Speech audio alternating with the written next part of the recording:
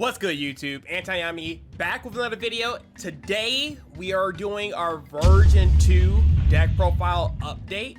So we already went over version 1, and if you guys saw the last video, you guys saw a newer version of this deck. So for today, I want to go over version 2 before we move on to Friday's build. Whenever I get the cards for those cards or for that deck, we'll have everything ready. But for today's video, we're going to focus on this deck, and this deck is also really cool and really good.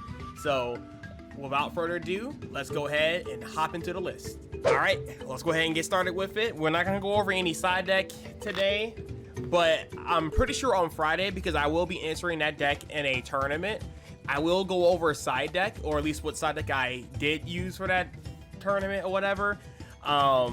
I'm not sure exactly how I feel about some of the choices since it's still like kind of early in the format, but I know Phantom Knight Brave is probably going to be the most popular deck. I don't know if it's going to be the best deck, but I know it's going to be really good. So yeah, but that's going to be until like next video, whatever. So let's go ahead and get started with this, right?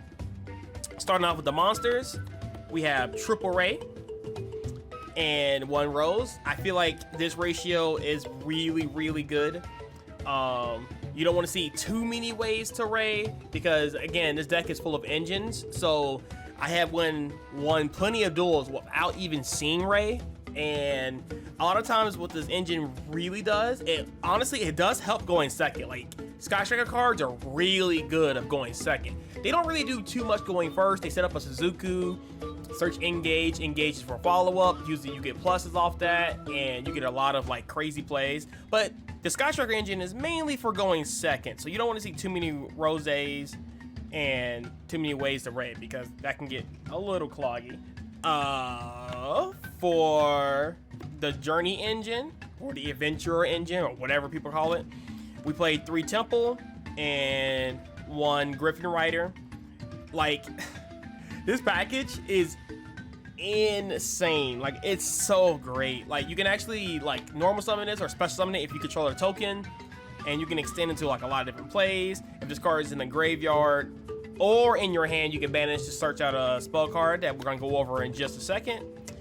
And of course, Griffin is just, again, can also be an extender. If you draw him early, you can actually just summon him and then like normal summon this, or you actually don't want to do that because you would just banish it. Actually, no, you would just banish it.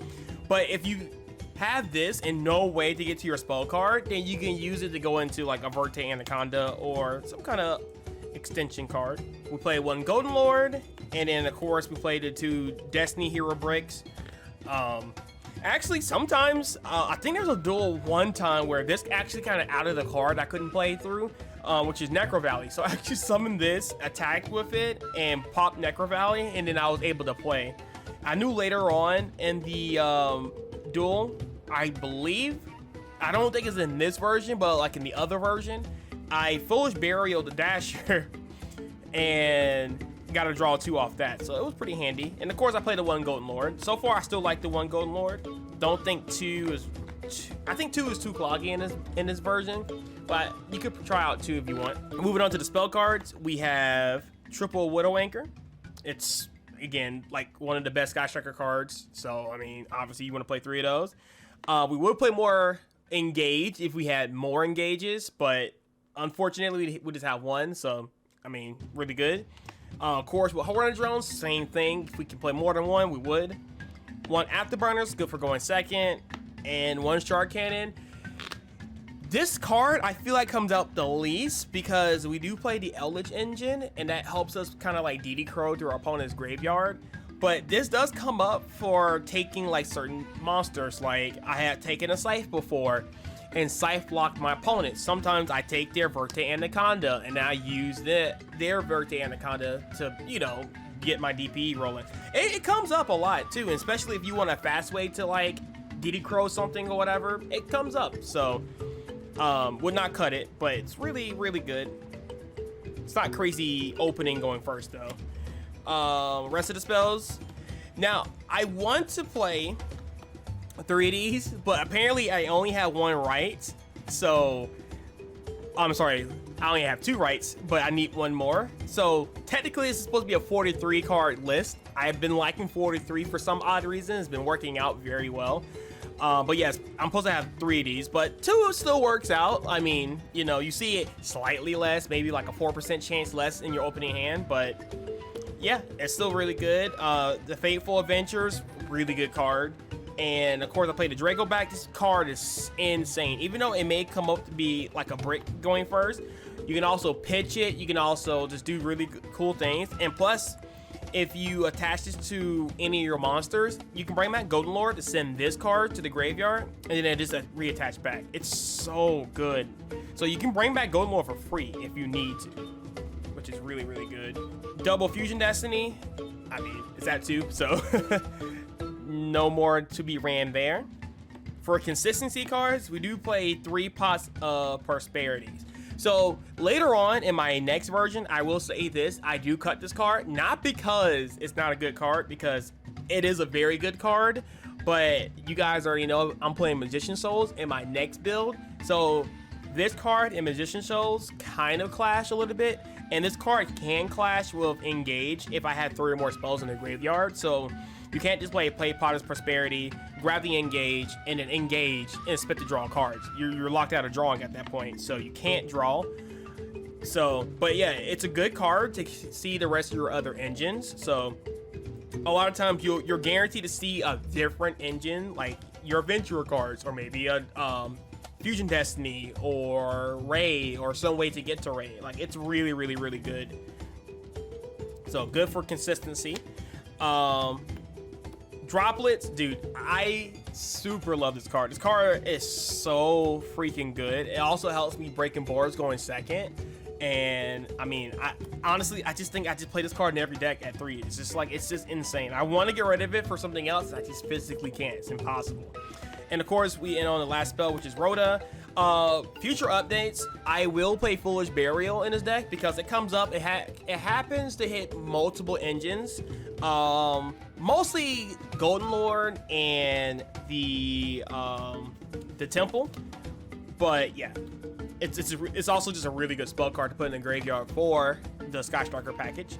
Going into your trap cards, we play, of course, triple of the Sanguine, we play triple of the Conch, and then we play double Hikaru. Just very good. I like this lineup very much. It's very, very standard. And then, in my personal opinion, the most versatile trap card is Ice Dragon Prison. I love it so much. And the reason why I play this like over strike whatever, even if my opponent decides to like Harpies or whatever, I can still chain this and take one of their cards in the graveyard. So like if they hand trap me like with Ash or something, at least I can have another monster on board to help me defend. Not only that, but the fact that it can take a monster from the graveyard, because the graveyard is very, very, very, very powerful, and just banish it, or even just keep it as yourself. Like, it's a really good card. Like, you can still attack with this card. It's just so good. And I do want to talk about a little bit of interaction with the Rose, because Rose has a really cool applications. Oh, sometimes I do Foolish Burial, at least not in this version, but in the next version. I do Foolish Burial Rose, going second, and then I would like maybe set this and then out their extra deck monster and then special summon Rose to get into my Sky Striker engine. Or even with the Brave engine, you can actually use Dragoback, bounce one of the extra deck monsters that was sitting in the extra monster zone, and then bring back Rose, and then you can literally start playing from there. You can also break a board like that too.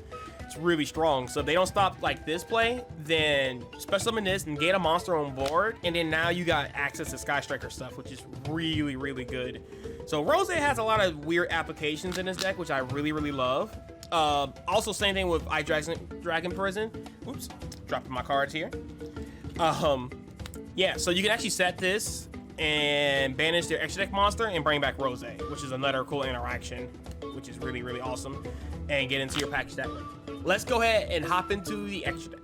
All right, so we're gonna kind of start backwards here. I know it's gonna be a little weird. So we're gonna start with Access Code Talker, Nightmare Unicorn, Lina. By the way, when the Dark one comes out, well, he's already out, but I will be picking him up. I do play him.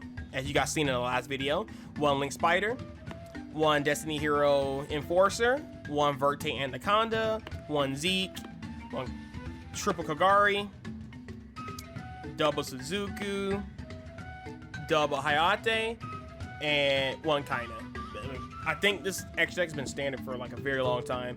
It does change up this coming up Friday, but it's pretty much been standard for the most part. So, all right, well, that's the deck profile. I hope you guys enjoyed it. Again, I'm really excited to show off the Spice on Friday or maybe Saturday, whenever I decide to upload the video. But yes, guys, I hope you guys enjoyed the list. If you guys have any questions, please feel free to let me know. I'm gonna be working on this deck for a hot minute. I will probably update some of my other decks. I don't know yet when I'm gonna do it, but I definitely want to update some of those decks as well. So anyway, guys, have a great day. You guys are awesome. Thank you guys for making through the video if you made it this far. And yeah, tell me guys what you think about the deck. Try it out for yourself. It's very fun. And I'll catch you guys in the next one. Peace.